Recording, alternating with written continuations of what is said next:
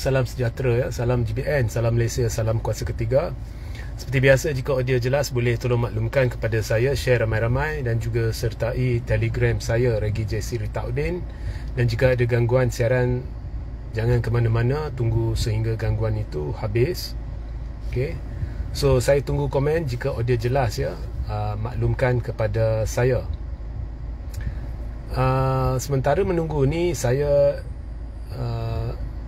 hendak ulas ya, tajuk ya, iaitu Ashraf Wajdi pakai alasan tangkap muat, okey, untuk halalkan logik yang sivil. Okey, apa maksud saya ya? So sebenarnya saya diminta ulas kenyataan Ashraf Wajdi, Setiausaha Agung UMNO, yang sebelum pilihan raya umum. Okey, terima kasih ya. Audio jelas. So sebelum pilihan raya umum, Ashraf Wajdi selepas pilihan raya ya, dia di atas prestasi buruk UMNO dan sebagainya, dia kononnya nak berundur, nak memikul tanggungjawab. Jadi dia nak berundur sebagai ketua ni lah, apalah, dia tidak ingin bertanding semula ya, dia nak pikul tanggungjawab. Tetapi apa yang berlaku ialah dia telah akhirnya dinaikkan sebagai Setiausaha Agung dan mendapat jawatan yang lebih besar. Alright. So Ashraf Wajdi ni dia berkata dia tidak ada masalah dengan sokongan MP-MP bersatu terhadap Datuk Seri Anwar Ibrahim, tetapi dia memberi gambaran dia tidak percayakan bersatu kerana bersatu ini lahirnya adalah atas dasar pengkhianat, maknanya parti pengkhianat, dan dia mengingatkan kembali pada 2018, iaitu selepas PRU 14, bagaimana UMNO dikhianati oleh Bersatu. So gambaran yang diberikan oleh Ashraf Wajdi ini adalah UMNO ni mangsa pengkhianatan Bersatu. Ini saya ingin perbetulkan ya, sebab sejarah Ashraf Wajdi ini dia karat sikit lah. Okay, bukan karat sikit, karat banyak. Dia memang pakai tangkap muat lah untuk halalkan logik bodoh, logik sivil dia. Pertama sekali, Bersatu bukan diasaskan oleh pengkhianat. Bersatu diasaskan oleh, sebenarnya ramai tidak tahu, walaupun Tun Dr. Mahathir Mohamad adalah ikon di sebalik penubuhan Bersatu, tetapi pendaftaran Bersatu sebenarnya dilakukan terutamanya oleh Tan Sri Muhyiddin Yassin, bukannya Tun Dr. Mahathir Mohamad. Okey. Dan kalau kita lihat Tan Sri Muhyiddin Yassin ya, Tan Sri Muhyiddin Yassin bukannya mengkhianati UMNO. Tan Sri Muhyiddin Yassin dipecat dari UMNO kerana berjuang membongkarkan salah laku Najib dalam skandal SRC dan 1MDB yang kini terbukti berlaku. Dan Najib telah ya, memecat Muhyiddin, memecat Peguam Negara, Ketua Pesuruhjaya SPRM ya, semua yang boleh membuktikan bahawa dia bersalah semata-mata kerana dia tidak ingin menghadapi tuduhan salah laku. Dan kemudian dia lantik Peguam Negara baru yang telah menyucikan Najib, namun terbukti menerusi proses mahkamah bahawa Peguam Negara baru itu menipu dalam banyak hal yang tidak ingin saya masuk di sini.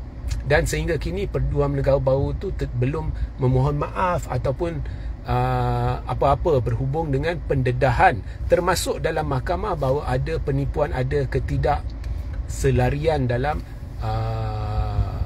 hujah-hujah Peguam Negara baru yang jelas cuba menyucikan Najib yang akhirnya terbukti bersalah. So Muhyiddin dipecat. So tak timbul soal pengkhianatan kerana selepas dipecat, Muhyiddin berjuang atas platform Bersatu untuk menentang kleptokrasi dalam UMNO. Dan disebabkan perjuangan itu, Pakatan Harapan bersetuju untuk berdamping dengan Bersatu kerana mereka sehaluan nak lawan kleptokrasi. Kerana Pakatan Harapan berpendapat bahawa UMNO ni adalah parti yang terdiri dari kleptokrat. Ada pemimpin-pemimpin dia kata dalam UMNO ni, dalam Barisan Nasional ni ada pencuri, penyangak lah. Istilah-istilah ini digunakan. Sebelum pilihan raya malah dibuktikan ada pemimpin-pemimpin dia terlibat dalam skandal hitam putih didedahkan. Contohnya Rafizi, Anwar, Fahmi Fadzil, semuanya. Anthony Locke mengaku dan malah mendedahkan hitam putih salah laku Zaid Hamidi dalam skandal LCS. So, Bersatu ni menjadi rakan sekutu Pakatan Harapan untuk melawan kleptokrasi, dan ianya bukan ditubuhkan oleh pengkhianat. Dan Tun Mahathir dengan sendirinya meninggalkan UMNO kerana UMNO sudah dikawal oleh Najib, dan Najib melakukan apa yang dia suka untuk mempertahankan diri dia. So ini bukan pengkhianatan. Tun Mahathir keluar dari UMNO, ya, kerana tidak percaya lagi dengan pentadbiran Datuk Seri Najib Tun Razak. Dan pada ketika itu ramai tidak percaya dengan pentadbiran Datuk Seri Najib Tun Razak.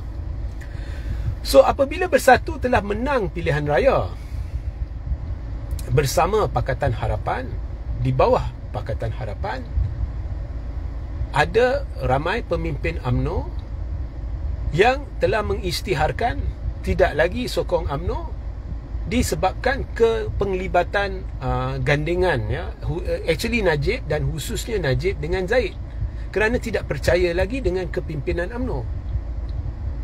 Okey, so mereka telah pergi. So babak itu kalau kau nak kata pengkhianat, saya tak mau komen lah. Tapi kalau kamu kata Bersatu itu ditubuhkan atas pengkhianatan, itu palsu.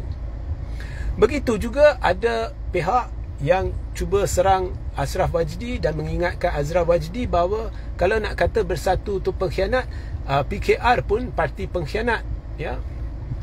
So sebenarnya PKR ni lebih kurang macam Bersatu. Anwar Ibrahim dipecat dari UMNO. Now, saya tak nak masuk betul atau tidak. Kes dia berbeza dengan Muhyiddin. Berbeza. Muhyiddin dipecat kerana dia cuba membongkarkan sesuatu yang akhirnya terbukti benar. Anwar Ibrahim dipecat bukannya sebab dia cuba membongkarkan sesuatu yang akhirnya terbukti benar.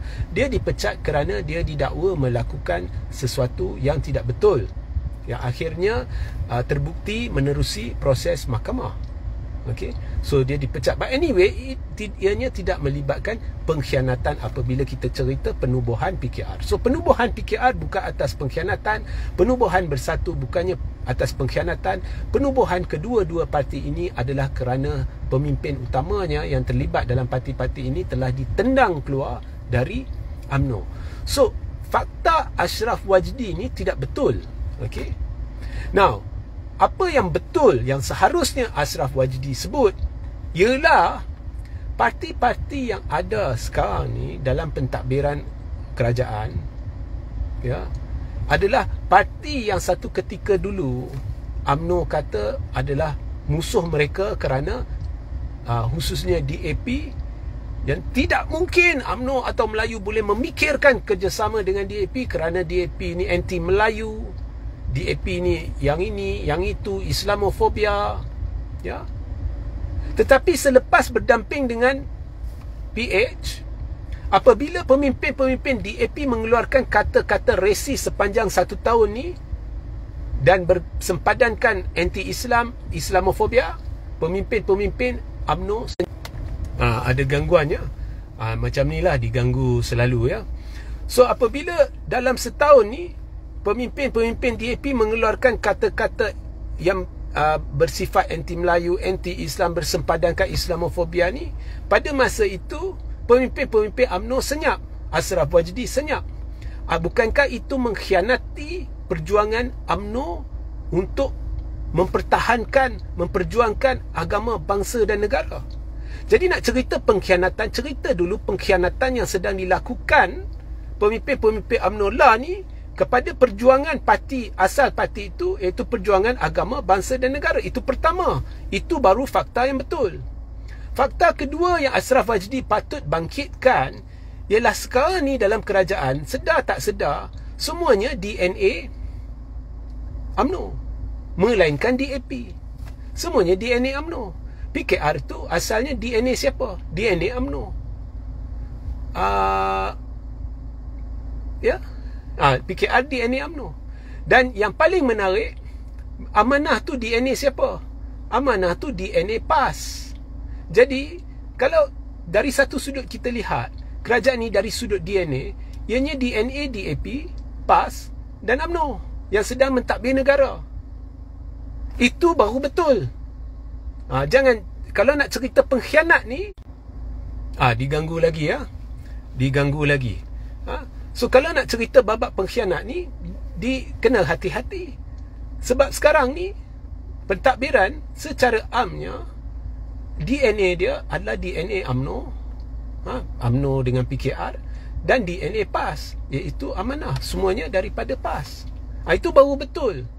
Jangan mudah tuding jari kepada pihak lain dan katakan mereka pengkhianat. In the first place tak betul. Kedua-dua PKR dan Bersatu tidak ditubuhkan atas pengkhianatan. Ianya ditubuhkan oleh pemimpin-pemimpin yang dipecat. Walaupun sebab-sebab dia lain. Sebab Muhyiddin dipecat lain kerana Muhyiddin nak buktikan Najib ni melakukan kesalahan dan akhirnya terbukti betul. Anwar pula dipecat sebab didakwa melakukan kesalahan yang akhirnya terbukti betul. But apa jua anda nak kata, ianya bukan ditubuhkan atas pengkhianatan. Sebaliknya, yang mengkhianati perjuangan agama, bangsa dan negara ialah UMNO. Kerana dalam setahun lebih ni ada pelbagai yang saya boleh buktikan kenyataan-kenyataan yang bersempadankan anti-Islam, anti-Melayu, berislamofobia oleh beberapa pemimpin DAP atau berkait dengan so anda lihatlah berapa kali ianya diganggu ya. So itulah yang kita terpaksa harungi untuk mempertahankan kebenaran ya. So tak apa, sehingga kita berjumpa di lain masa. Assalamualaikum, salam sejahtera, salam GBN, salam Malaysia dan salam kuasa ketiga.